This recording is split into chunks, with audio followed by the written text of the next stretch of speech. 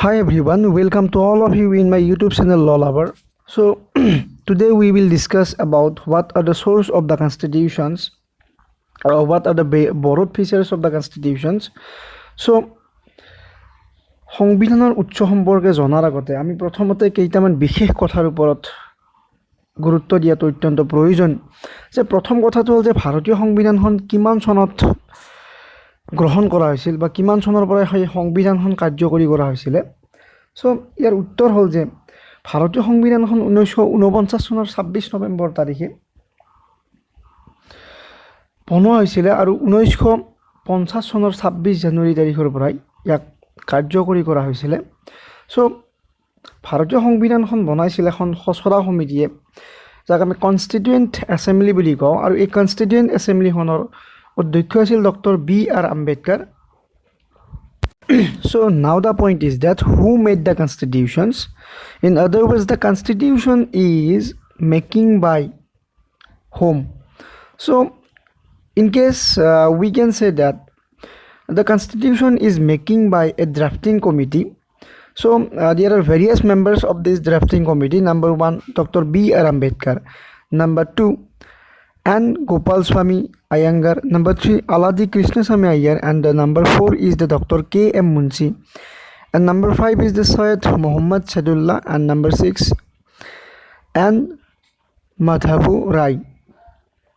So all these people had very much contributed towards the development of the constitution.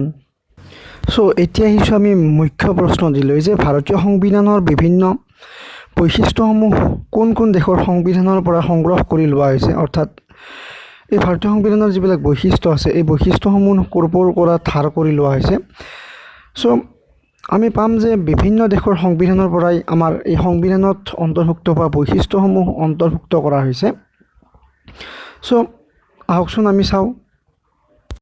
So ভাৰতীয় সংবিধানত অন্তৰ্ভুক্ত হোৱা যিবিলাক প্ৰভিজন আছে, অৰ্থাৎ যিমানবোৰ আৰ্টিকল তথা যিমানবিলাক পাৰ্ট আছে, এই সকলোবিলাক পাৰ্ট বিভিন্ন দেশৰ সংবিধানৰ পৰাই লোৱা হৈছে। সো প্ৰথমখন হ'ল যে ব্ৰিটিছ সংবিধান, নম্বৰ 2 আমেৰিকা যুক্তৰাষ্ট্ৰৰ সংবিধান, নম্বৰ 3 আয়াৰলেণ্ডৰ সংবিধান, number 4 French constitutions, number 5 Canadian constitutions, number 6 Australian constitutions, number 7 Weimar constitutions, number 8 Soviet Union constitutions, and the number 9 is the Japanese constitution. So বিভিন্ন দেশৰ সংবিধানৰ পৰাই বিভিন্ন এটাকৈ অন্তৰ্ভুক্ত হোৱা ব্যৱস্থাসমূহ তাৰ পৰা আনিছে আৰু ভাৰতবৰ্ষৰ সংবিধানখনত অন্তৰ্ভুক্ত কৰিছে।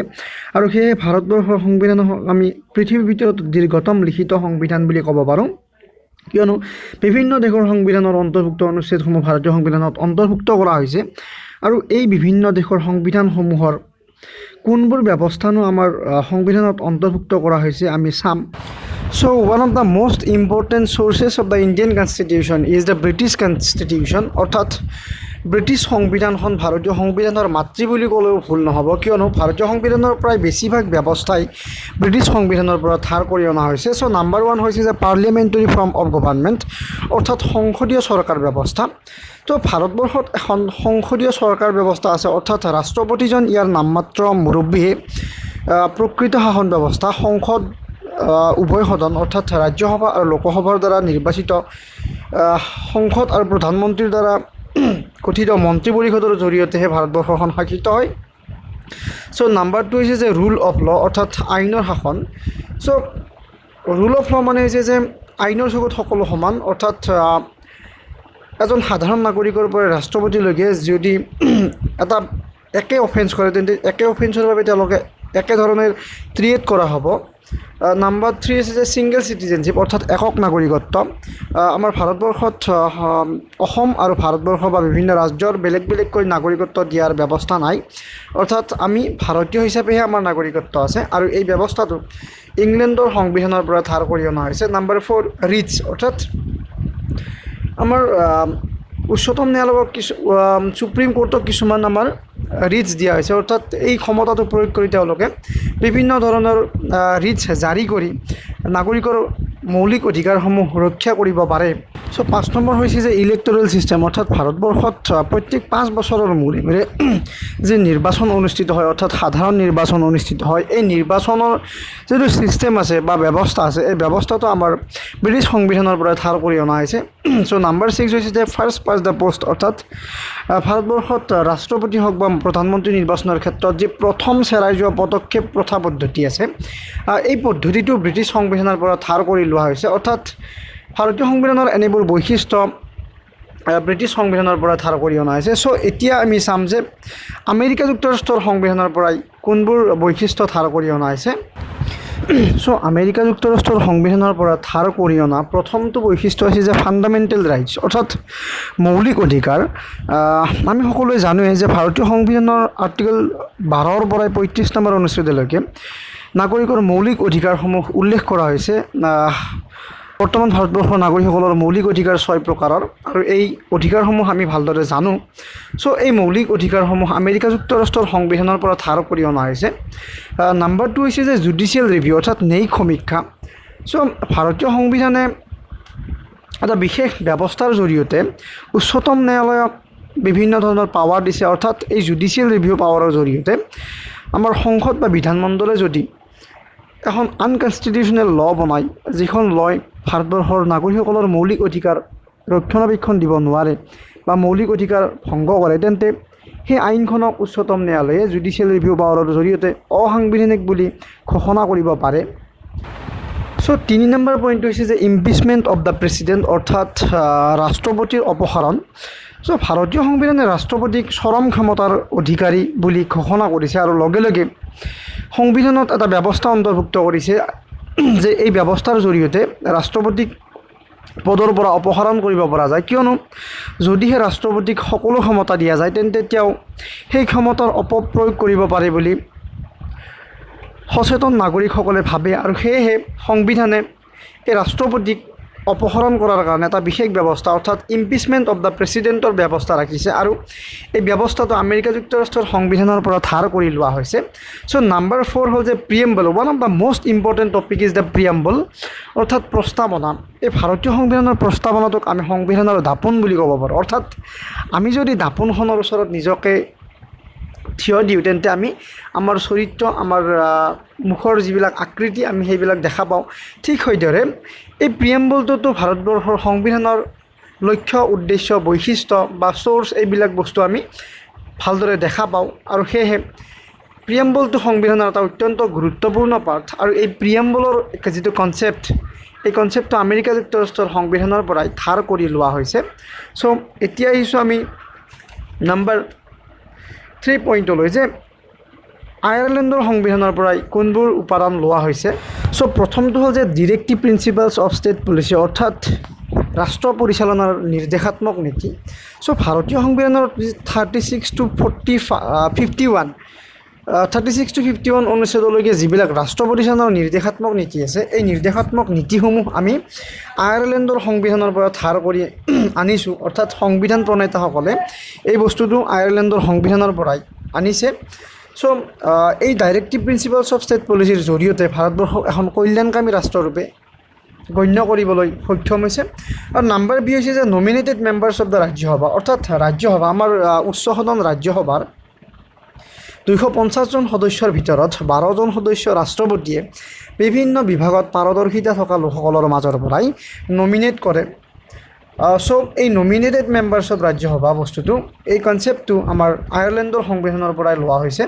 আৰু নাম্বাৰ চি হৈছে যে ইলেকশ্যন অফ দ্য প্ৰেচিডেণ্ট, অৰ্থাৎ ৰাষ্ট্ৰপতিৰ নিৰ্বাচন সংক্ৰান্তীয় যিবিলাক কথা আছে, এই পদ্ধতিবিলাক, অৰ্থাৎ FPTP পদ্ধতি, অৰ্থাৎ প্ৰথম চেৰাই যোৱা পদক্ষেপ প্ৰথা পদ্ধতি, এই পদ্ধতিটো আমাৰ আয়াৰলেণ্ডৰ কনষ্টিটিউশ্যনৰ পৰাই লোৱা হৈছে। চ' এতিয়া আমি চাম যে ফ্ৰেঞ্চ কনষ্টিটিউশ্যনৰ পৰাই কোনবোৰ উপাদান লোৱা হৈছে। চ' ভাৰতীয় সংবিধানৰ উৎসৰ অন্যতম প্ৰধান উৎস হৈছে যে ফ্ৰেঞ্চ কনষ্টিটিউশ্যন।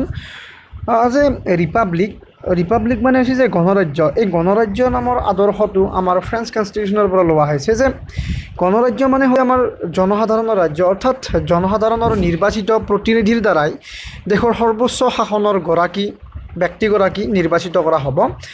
নাম্বাৰ 2 আছে যে আইডিয়া অফ লিবাৰ্টি, অৰ্থাৎ স্বাধীনতা, অৰ্থাৎ আমাৰ প্ৰত্যেকজন নাগৰিকে দেশত সমানভাৱে স্বাধীনভাৱে নিজৰ কাৰ্যক্ষমতা কৰিব পাৰিব আৰু ইকুৱেলিটি অৰ্থাৎ আইনৰ চকুত সকলো সমান হ'ব বা সকলোৱে সমান সা সুবিধা লাভ কৰিব পাৰিব লাগিব আৰু ফ্ৰেটাৰ্নিটি অৰ্থাৎ ভাতৃত্ববোধ অৰ্থাৎ আমাৰ ভাৰতীয় সংবিধানে ভাতৃত্ববোধৰ জৰিয়তে আমাৰ বিভিন্ন জাতি বৰ্ণ ভাষা ধৰ্মৰ লগত মানে মানুহৰ মাজত এটা ঐক্যবোধ ৰখাৰ যি চেষ্টা চলাইছে যি কনচেপ্ট এই ফ্ৰেটাৰ্নিটি কনচেপ্টটো আমাৰ ফ্ৰেন্সৰ সংবিধানৰ পৰা লোৱা হৈছে সো ভাৰতীয় সংবিধানৰ এটা অন্যতম প্ৰধান উৎস হৈছে যে কানাডিয়ান কনষ্টিটিউশ্যন অৰ্থাৎ আমাৰ সংবিধান প্ৰণেতাসকলে কানাডাৰ সংবিধানৰ পৰা কেইটামান গুৰুত্বপূৰ্ণ টপিক আমাৰ সংবিধানত অন্তৰ্ভুক্ত কৰিছে সো ইয়াৰ প্ৰথমটো হৈছে যে কোৱাচি ফেডাৰেল গভৰ্ণমেণ্ট অৰ্থাৎ অৰ্ধ যুক্তৰাষ্ট্ৰ যে যুক্তৰাষ্ট্ৰও নহয় আৰু যুক্তৰাষ্ট্ৰৰ বৈশিষ্ট্য কিছুমান ভাৰতবৰ্ষত দেখিবলৈ পোৱা যায় ফৰ এক্সাম্পল আপোনাৰ ছিংগল চিটিজেনশ্বিপ আছে ক্ষমতাৰ বিভাজন আছে সংসদীয় চৰকাৰ ব্যৱস্থা আছে এই যিবিলাক বৈশিষ্ট্য আছে তাৰ কিছুমান যুক্তৰাষ্ট্ৰ বৈশিষ্ট্য আৰু কিছুমান অযুক্তৰাষ্ট্ৰ বৈশিষ্ট্য সো এই কনচেপ্টটো কানাডাৰ সংবিধানৰ পৰা লোৱা হৈছে আৰু নাম্বাৰ বি হৈছে যে ৰেচিডিউৰি পাৱাৰ আৰু নাম্বাৰ চি হৈছে যে গভৰ্ণৰ এপইণ্টমেণ্ট অৰ্থাৎ আমাৰ ভাৰতবৰ্ষত কেন্দ্ৰীয় চৰকাৰে আমাৰ প্ৰত্যেকখন ৰাজ্যৰ বাবে এজনকৈ গভৰ্ণৰ এপইণ্টমেণ্ট কৰিব পাৰে আৰু এই যিটো ক্ষমতা এই ক্ষমতাৰ কনচেপ্টটো আমাৰ কানাডাৰ সংবিধানৰ পৰা লোৱা হৈছে সো এতিয়া আহিছোঁ যে অষ্ট্ৰেলিয়াৰ সংবিধানৰ পৰা কোনবোৰ উপাদান লোৱা হৈছে নাম্বাৰ ওৱান হ'ল যে কনকাৰেণ্ট লিষ্ট অৰ্থাৎ সমৱৰ্তী সূচী সো আমাৰ ভাৰতবৰ্ষৰ সংবিধানত এটা নিৰ্দিষ্ট ব্যৱস্থা আছে যে কেন্দ্ৰীয় চৰকাৰৰ হাতত কিছুমান ব্যৱস্থা থাকিব আৰু ৰাজ্য চৰকাৰে কিছুমান বিষয়ৰ ওপৰত আইন বনাব পাৰিব আৰু কিছুমান বিষয়ৰ ওপৰত কেন্দ্ৰীয় চৰকাৰ আৰু ৰাজ্য চৰকাৰ এই দুয়ো উভয়ে ক্ষমতা প্ৰয়োগ কৰি তেওঁলোকে আইন প্ৰদান কৰিব পাৰে আৰু এই বস্তুটোক আমি কনকাৰেণ্ট লিষ্ট বুলি কওঁ আৰু এই লিষ্টখনত কিছুমান বিষয় আছে আৰু এই বিষয়বোৰত উমৈহতীয়াভাৱে কাম কৰিব পাৰে সো নাম্বাৰ বি আছে যে জইণ্ট চিটিং অৰ্থাৎ লোকসভা আৰু ৰাজ্যসভাৰ এটা নিৰ্দিষ্ট সময়ৰ মূৰে মূৰে এখন জইণ্ট চিটিং হোৱাৰ যিটো কনচেপ্ট সেই কনচেপ্টটো আমাৰ অষ্ট্ৰেলিয়াৰ কনষ্টিটিউশ্যনৰ পৰা লোৱা হৈছে সো নাম্বাৰ ফ'ৰ হৈছে যে থ্ৰী হৈছে যে freedom of trade commerce and intercourse অৰ্থাৎ আমাৰ ভাৰতবৰ্ষৰ প্ৰত্যেকজন নাগৰিকে সমগ্ৰ ভাৰতবৰ্ষত কোনো এখন ঠাইতে নিজাভাৱে ইচ্ছা অনুসৰি তেওঁলোকে ট্ৰেড বা কমাৰ্চ অৰ্থাৎ ব্যৱসায় বাণিজ্য কৰাৰ অধিকাৰ আছে আৰু এই অধিকাৰৰ কনচেপ্টটো আমাৰ অষ্ট্ৰেলিয়ান কনচেপ্ট এই অষ্ট্ৰেলিয়াৰ সংবিধানৰ পৰা এই কনচেপ্টটো আমাৰ লোৱা হৈছে সো ফাণ্ডামেণ্টেল ডিউটিজ অৰ্থাৎ 51A নম্বৰ অনুচ্ছেদত আমাৰ যিবিলাক মৌলিক কৰ্তব্য আছে সেই কৰ্তব্যবিলাক আমাৰ সংবিধানত অন্তৰ্ভুক্ত হৈ আছে যদিও এই কনচেপ্টটো আমাৰ ছ'ভিয়েট সংবিধানৰ পৰা লোৱা হৈছে আৰু ছ'চিয়েল ইকনমিক আৰু পলিটিকেল জাষ্টিছ অৰ্থাৎ আমি প্ৰত্যেকজন ব্যক্তিয়ে সামাজিকভাৱে সমান আৰু অৰ্থনৈতিকভাৱেও সমান আৰু ৰাজনৈতিকভাৱেও সমান অৰ্থাৎ সামাজিক অৰ্থনৈতিক আৰু ৰাজনৈতিক বিষয়ত আমি প্ৰত্যেকজন নাগৰিকে সমান সমান ব্যৱহাৰ বা সমান সা সুবিধা পোৱাটো ৰাষ্ট্ৰই নিৰ্ধাৰণ কৰি দিছে আৰু এই কনচেপ্টটো আমাৰ ছ'ভিয়েট কনষ্টিটিউশ্যনৰ পৰা লোৱা হৈছে সো বন্ধুসকল থুলমূলকৈ আজিৰ ভিডিঅ'টি ইমানেই যদি এই ভিডিঅ'টো ভাল লাগিছে তেনেহ'লে লাইক কৰিব কমেণ্ট কৰিব শ্বেয়াৰ কৰিব আৰু চেনেলটো ছাবস্ক্ৰাইব কৰিবলৈ একেবাৰে নাপাহৰিব কিয়নো এনেধৰণৰ অধিক ভিডিঅ' আপলোড কৰাৰ লগে লগে চেনেলটো ছাবস্ক্ৰাইব কৰিলেহে আপুনি সকলোতকৈ আগতে পাব সো বন্ধুসকল চেনেলটো আপোনালোকে ছাবস্ক্ৰাইব কৰিব ধন্যবাদ জয় অসম